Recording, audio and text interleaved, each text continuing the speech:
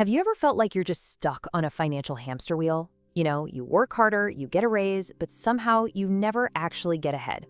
Well, today, we're going to talk about how to get off that thing for good. And it's not about chasing a bigger paycheck. It's about a whole new way of thinking about your money. So how do you finally break the cycle? Let's dive in. You know, this quote from Fight Club it nails the problem, doesn't it? We spend so much of our lives trying to get more stuff, but at some point, you have to ask, do those things, the car, the house, the lifestyle, do they start calling the shots? Do they trap you? All right, look at this number for a second. $300 million. That's what they estimate heavyweight champ Mike Tyson earned in his career. I mean, with that much cash, you'd think all your problems would just disappear, right? But then this happened. By 2003, he was $30 million in the hole, in debt. His story is just this crazy, stark reminder that it's not always about how much you make. It's about what you do with what you've got. Okay, so this brings us to what the rat race actually is. Because a lot of us think, oh, it's just hating your 9-to-5 job. But the real definition, it's much more dangerous. And honestly, it's way more common than you'd think. And this is the heart of it. The real rat race is when you're living in this constant state of financial stress. It's that gnawing feeling that if you lost your job tomorrow, everything would just collapse. Your job stops being a choice and it becomes a trap, something you have to do just to keep up. And look, this isn't some small fringe issue. A whopping 78% of American workers are living paycheck to paycheck.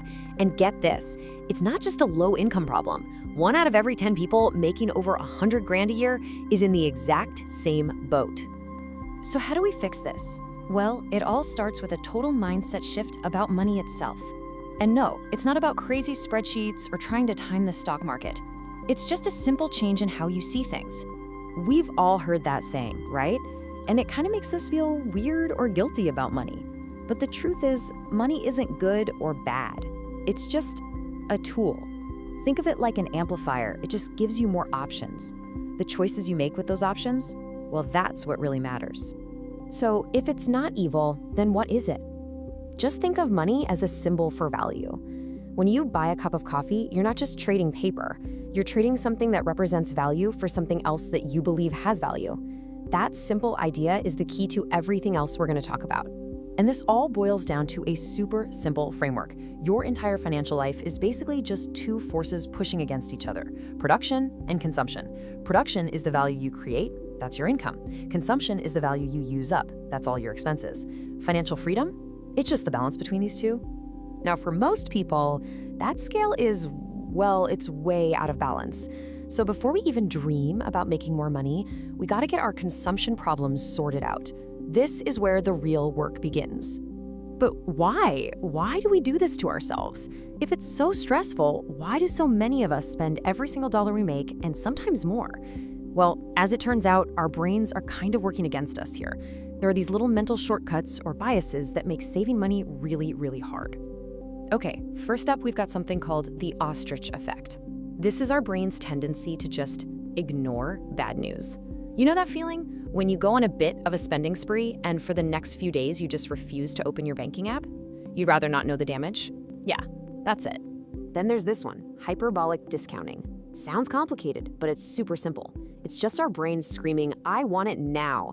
We are hardwired to prefer a small reward today, like buying those new shoes, over a way bigger reward in the future, like what that money could grow into if you invested it.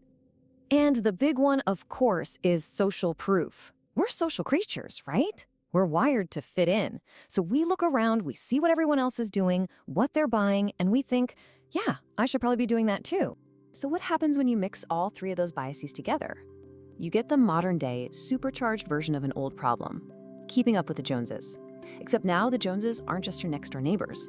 They're in your pocket, on your social media feed, 24/7, showing you a highlight reel of their life that's basically impossible to keep up with. So, what's the game plan? How do you fight back? It's really a 3-step process. Step 1, just track where your money is going. Don't judge, just get aware of your habits. Step 2, create a budget. This is where you stop watching your money and start telling it where to go. And step 3, and this is so important, build an emergency fund. This isn't just a safety net. It's your freedom fund. It's the cushion that lets you walk away from a bad situation. It's your escape hatch. Okay, so once you've got your consumption handled, and only then, it's time to flip the switch. and focus on the other side of the equation, really boosting your production power. Look, being frugal is amazing. It's super effective. But let's be real, there is a limit to how much you can save, right? You can't cut your rent to zero. The people who build real wealth don't just do it by saving pennies. They figure out how to produce value for a ton of people at scale. And the cool thing is, in today's world, producing at scale isn't just for big corporations. The whole idea is to decouple your time from your income. Maybe you create content that people can watch all over the world while you're sleeping, or you build a brand around a community, or you develop a simple app that solves one small problem for thousands of people. It's all about leverage. All right, so let's put this all together. What's the actual framework you can walk away with today? It really boils down to this two-part strategy. First, you have to master your consumption. You live below your means to create a gap between what you earn and what you spend. That gap, that is your freedom. Then you use that freedom, that stability, as a launchpad to maximize your production, to take smart risks, and to really scale up the value you can offer the world. And in the end, it really all comes down to one simple question you have to ask yourself, and your answer will pretty much guide every financial choice you make from this point forward. Do you care more about looking rich or about being financially secure? The choice is all yours.